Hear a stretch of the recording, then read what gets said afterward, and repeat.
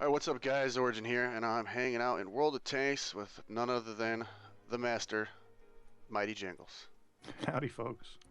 And he's gonna do his best to teach the big noob that I am at this game how to play, and maybe not die so quickly. So what's your number one tip? How do I win? World of Tanks, Yep. learn the maps. Like any other first-person shooter, you've got to learn the layout of the maps. You've got to know what works in what kind of vehicle you're driving. And of course, there's 5 different kinds of vehicle. You know, there's light tank, medium tank, heavy tank, tank destroyer, and artillery. But not all heavy tanks are the same. Some are fast heavy tanks with low armor and medium tank guns. Some are slow heavy tanks with lots of armor and big heavy tank guns. Some medium tanks are very slow and heavily armored. Some medium tanks are faster than the light tanks. You know, so it's all about. And there's hundreds of tanks in the game, and I'm afraid it's just one of those things that you can only really learn by doing. But a couple of things that will be helpful for everybody new to the game. One, watch your map. Right, it's there for a reason. The green tanks are good tanks. The red tanks are bad tanks. And if you can see lots and lots and lots of green tanks, and you can't see any red tanks, and all the green tanks are on the other side of the map from you, you're in trouble because you're alone, right? And maybe you don't want to be where you are by yourself without a bit of backup. Maybe you need to move somewhere else. You know, paying attention to what's going on the map is probably one of the biggest skills that people who've played thousands of games still haven't mastered.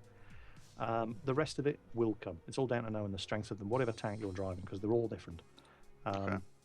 And the weaknesses of the tanks that you're driving against. And you're not really going to know that until you've fought them, or even better, driven those tanks yourself. So it's just a question of playing everything a lot. Okay. Well, first noob question I got right here is the experience that I get. Is that only for the tank that I use? Like I mean, if I have experience, there's no point in holding on to it, right? Unless I'm saving for a higher level item that I can't afford right off the bat. Yeah, it's a sort of yes and no. World of Tanks is free to play, but you can make life a lot easier for yourself if you put a bit of money into it. And a part of that is, well, crew training. A 50% difference between a 50% and a 100% crew. It's like driving a different tank. You can get a 75% crew with in-game credits, which you earn from playing the game. But tiers 1, 2, 3, 4, you're not going to have enough credits to do that. So most people at that sort of level are going to be playing with 50% crews, and 50% crews suck. And that's why you're aiming at a target and it's taken forever to aim, and then your fire already misses anyway. I mean, that happens with fully trained crews in good tanks, but it happens a lot down in the dirt at tier 1, 2 and 3 with shitty crews. So the XP that you earn on a tank, yes, is only for unlocking modules on that tank. If you're going to continue to play it for free, however, there's something that you need to bear in mind. If you go to the tech tree, just pick a tank and click the research button. Let me know when you're there. So, which tank have you picked? The Panzer 35. Panzer 35. Let me just get mine up. So I'm looking at the same thing. Panzer 35T, tier 2. Right. So there's your Panzer 35T, and then you've got the guns, which lead onto the Panzer 38T. Then you've got the upgraded turret, upgraded radios, engine and tracks. Once you've researched everything, not necessarily bought and paid for, but once you've researched and unlocked everything on that tank, and researched the next tank up, so the Panzer 38T is 1250 XP. Once you've unlocked that tank, the Panzer 35T, your current tank, then becomes elite. Now what that means is that all the XP that you've earned on that tank doesn't go anywhere. It just keeps accumulating on that tank. You can do 2 things with that XP. If you go back to the garage and look at the crew of that tank, there's a little box at the top called Accelerate Crew Training. And what that then does, I mean, you can turn that on anytime you like, but you will never accumulate any more XP on that tank as long as that box is checked. So you don't really want to do that until you've fully researched the tank. Once you've fully researched the tank, if you don't want to pay any more money for the game, tick your Accelerate Crew Training box. Then all the XP that you earn on that tank gets put into crew training, so your crew then basically skill up twice as fast. I see. On the other hand, what you could do, if you have a look at the top right of the screen, you've got Extend Premium, Get Gold, Exchange Gold, and Convert Experience. Yeah. Right. If you click on the Convert Experience button, you probably won't have anything there. But A little bit. elite tanks that carry on accumulating XP, you can convert that experience with gold to free experience. And free experience can be spent researching anything. Okay. So, for example, I just got myself,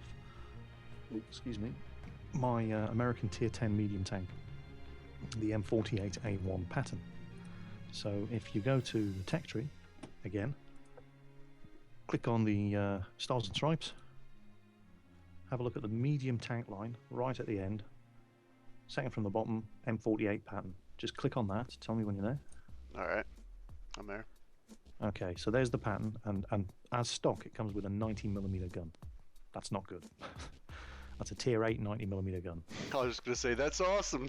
90 mil, that's great. It's the best version of that 90mm gun available on that tank. In fact, it's nobody ever uses it because the next gun up, the 105mm T5E1 M2, you have to unlock anyway on the M46 pattern at tier 9 to get to the M48. So nobody's ever going to use that 90mm. They're always going to have that first 105mm gun, but the second 105mm gun is 45,000 XP, which means that you've got two choices. You can play the M48 with the M46's 105mm gun until you've ground out the 45,000 XP you need to get the second 105mm gun, which is awesome. Or you can use free XP. So free XP from all of those tanks that you've elited by fully unlocking everything on them and then researching the next tank, you can pay gold to convert that into free XP and then spend that free XP so that you never have to play a single game in your M48 pattern with the M46 gun, and you can just immediately unlock the second gun, equip it, roll out with a fully upgraded tank in your first game. And that's usually what people tend to use free XP for, because as well as 50% crews being bloody awful, but you can still have fun, it's still fun because down in the weeds here at tier 1, 2 and 3, just about everybody's using 50% crews, so it's not like you're especially disadvantaged. Yeah. But unlocking the upgrades, so for example, let's go back to your Panzer 35. I don't think I've got one myself, so I'll look at it in the tech tree. Your Panzer 35T, you've got a choice of 4 guns on that. The stock gun that it comes with, when we say stock, we mean what you get when you buy the tank. So the first gun, the first turret, radio, tracks and engine. That 37mm gun is not great. 0.48 accuracy is awful. Very good aiming time though, 1.7 seconds. Penetration is not great. 40 is all right. Damages are bad. Rate of fire is good. But then you've got these other guns. You've got another 37mm gun. But if you look at the name of the gun, right, the first one, the stock one, is the L40. The second one is the L47.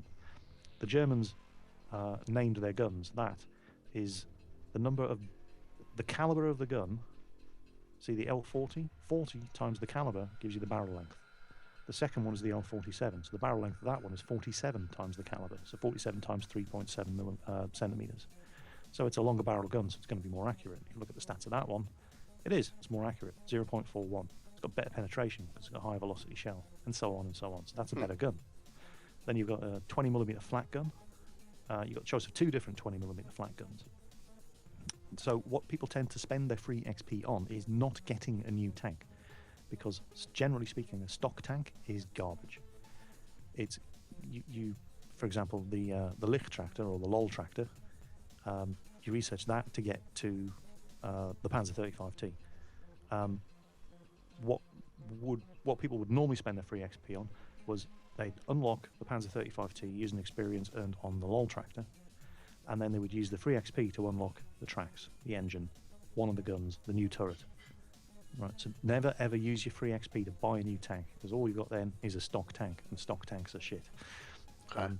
Get your tank the proper way, use an XP ground out on the previous tank, and then use your free XP to unlock as many equipment modules as you can, so that your first game isn't in a shit stock tank. How do you know if you're spending free XP on the tank upgrade though? Because where it says research, next to convert experience, it should say 0. I got 106. 106. Oh, of course, yeah. You earn a little bit of free XP Yeah, I got every some time from you play a the game. tractor. Yeah, you will always earn a little bit of free XP.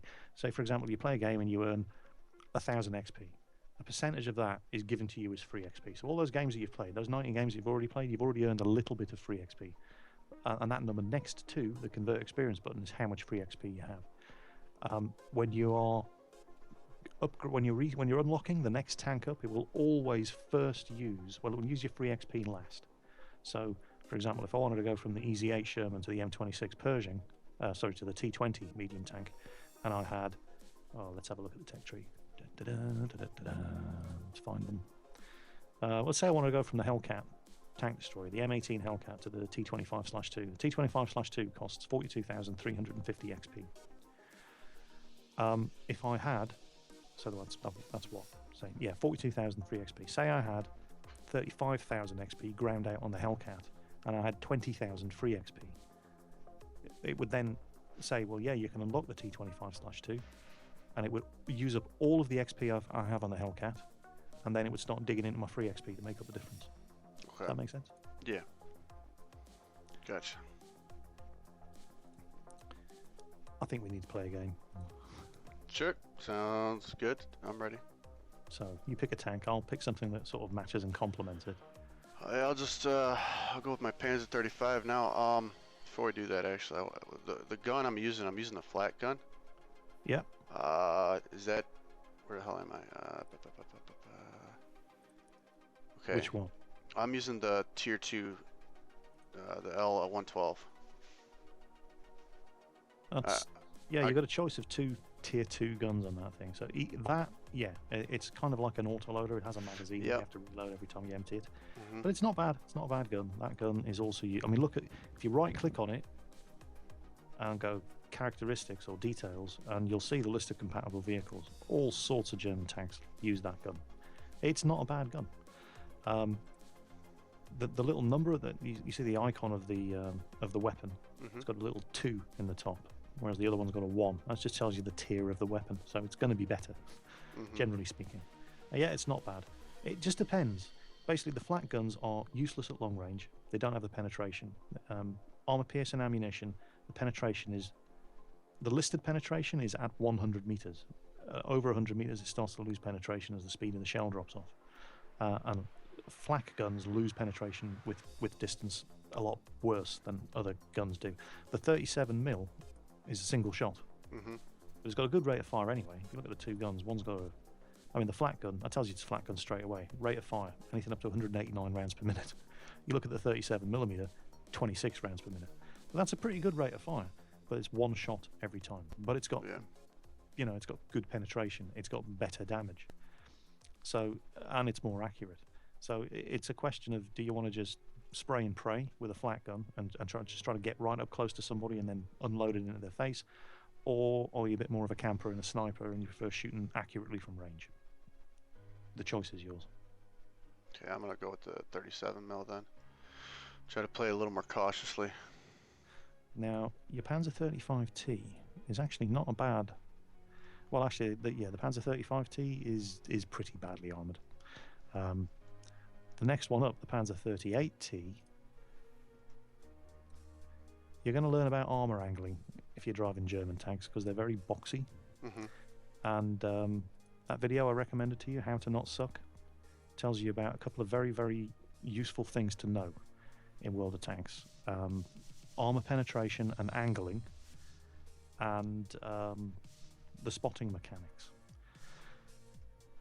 All you really need to know about armour penetration and angling is, right, imagine you have a 100mm thick plate of steel armour. Now, it's a big square plate of steel armour, 100mm thick, and you stand it on its side so it's at 90 degrees to the floor. And I mount a gun in front of it and I shoot at it. And that gun has 130mm of penetration. Is it going to go through a 90-degree flat-angled 100mm armour plate? Should, yes. Right? Yeah. It should. Most of the time, it's going to go through.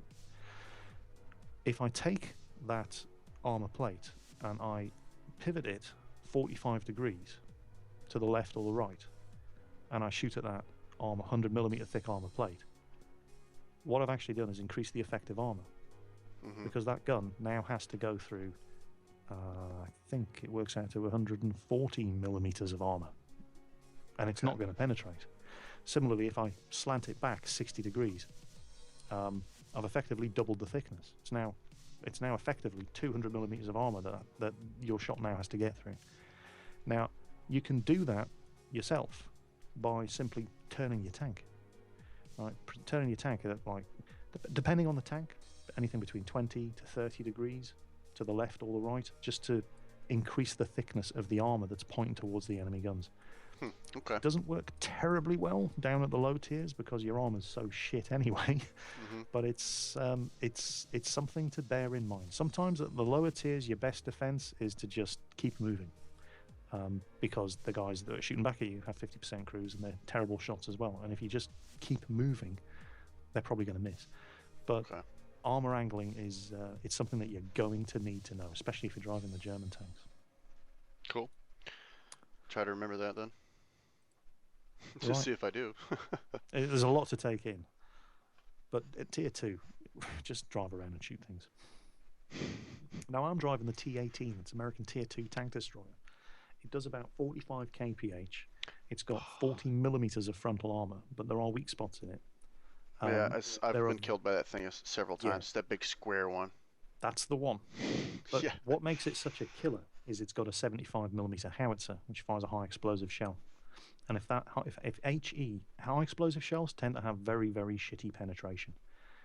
If they hit, they explode on your armor and don't penetrate, they will do some damage, but they won't do the full damage.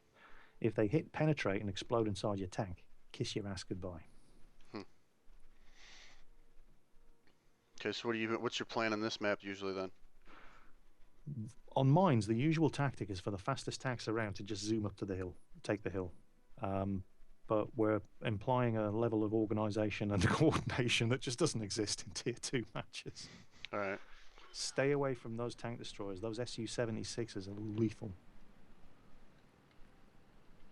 Although the chances are the first time you're going to know one's shooting at you, it'll be a bit too late.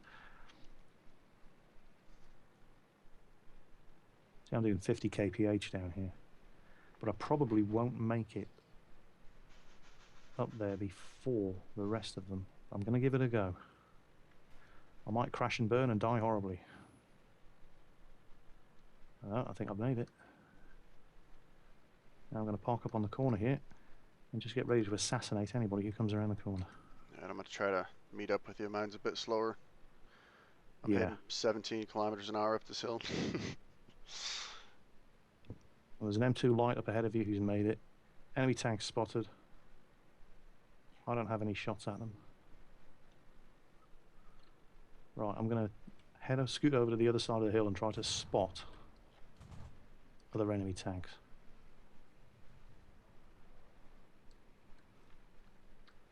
Oh, I'm lagging out. I'm busy uploading at the same time as playing. I finally got an internet upgrade around my area. I got 50 down and 10 up now. It's a bit better. Still not as good as yours, but you know, it's doable. There's my first kill.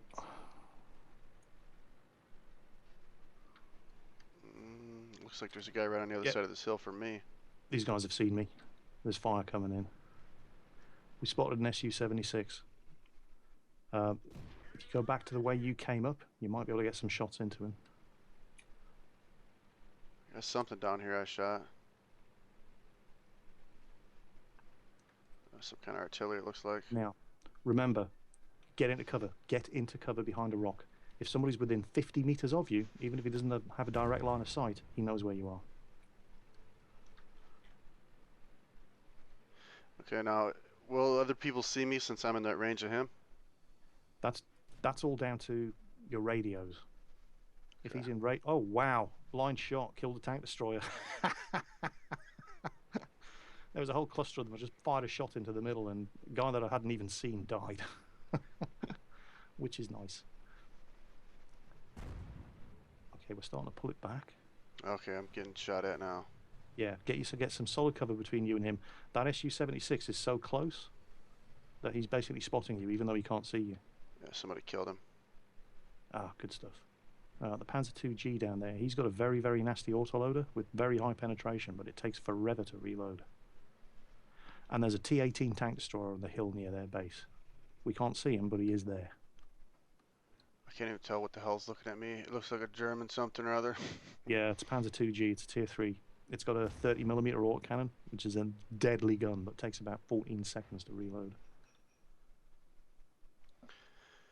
And there's a guy up. There was a guy up there by that windmill way in the back too. I saw him pop up for a second.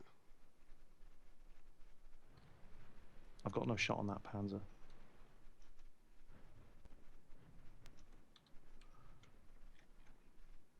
There's their artillery.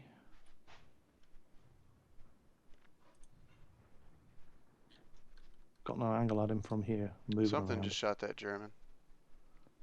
Oh yeah, he took a hit. Oh, artillery just went down.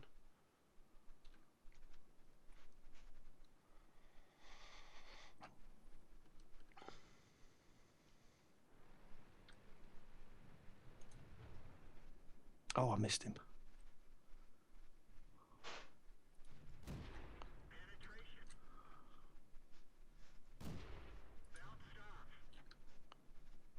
What should I aim for in general on a tank? I mean, I gotta. With those guns, you just aim for the tank, center of target.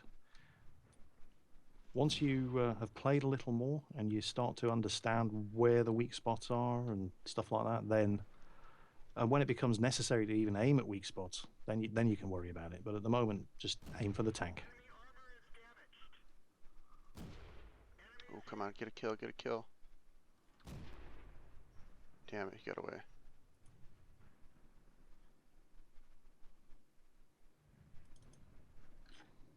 Got him. Right. Oh, there's the T-18. He's dead. The BT-2's back at our base. So at the moment, there's enough tanks there to deal with him. Just get your ass down here into the cap point. Chances are he's probably going to die, but if he manages to kill those guys, they've killed him. So there we go. I slid down the hill and broke my track. Yeah. That'll happen. Victory. Best game ever, man. Yeah, you see, you just needed a wingman. Yeah, need you out there spotting them and killing them for me. So let's see. We had a UE-57 French tank destroyer that had a really good game. He did the most damage, 596, and got 2 kills. Didn't get the most XP though. The most XP was me and this M2 light tank. Now, post-battle results screen, if you look at the team score, and you click on the tabs at the top, if you click on the star until it lists the highest number at the top and the lowest number at the bottom, that's sort by XP received. If you click on that M2 light tank, you'll see his battle results. Okay. Now, he, let's see, yeah, he did more damage. Did he do more damage? Yeah, he did do more damage. He did about 100 more damage than me, so that's good. But the other reason he got so much XP was because he got a lot of spotting damage as well. So basically targets, and this is how people often say, oh man, I'm in this shitty little light tank and I'm in a tier 7 game and what am I supposed to do? I can't even penetrate any of those tanks. Well, you're not supposed to. You're a scout tank, right? A lot of the light tanks get scout matchmaking. The Panzer 38 NA in particular. For example, it's a tier 4 light tank and you get it into tier 7 and 8 games. I think it can get into tier 9 games. So you can imagine taking one of those things up against an E75 or a Tiger 2. Good luck with that. Tiger 2 could drive over you without even slowing down. Spotting. And again, this is why I said have a look at my How to Not Suck video, because it explains the spotting mechanics.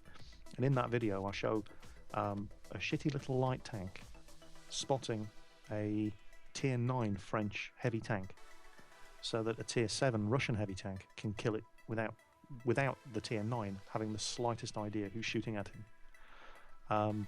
And there's far too much to go into right now, but the video explains it all, hopefully perfectly. Okay. But that is how light tanks, not all light tanks are created equal. Some light tanks are absolute killers, but a lot of light tanks that get scout matchmaking earn their bread and butter not by doing damage, but by spotting targets so that your artillery and your heavy tanks and tank destroyers can do the damage by shooting at targets that are outside of their view range. But the light tank is hidden in the bushes further up the battlefield, and he's sitting on his hands to resist the temptation to pull the trigger, because when you fire, you give your position away.